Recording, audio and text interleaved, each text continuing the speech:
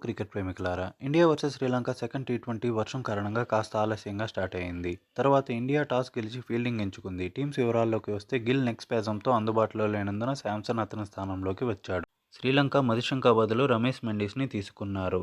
Sri Lanka innings స్టార్టింగ్లోనే కుశల్ మెండిస్ని కోల్పోయింది. మళ్లీ హర్షదీపే మెండిస్ని అవుట్ చేసి ఇండియాకి ఫస్ట్ బ్రేక్ త్రూ అందించాడు.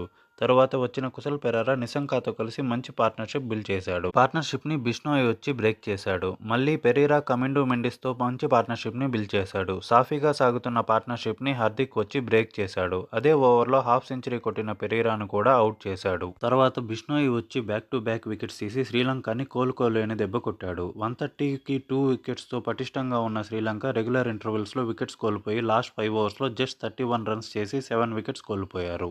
180+ స్కోర్ చేస్తుంది అనే సిచ్యువేషన్ నుండి బిష్నోయ్ 3, హర్షదీప్, అక్సర్, హార్దిక్ ఈచ్ 2 వికెట్స్ తీయడంతో 161కి సరిపెట్టుకుంది.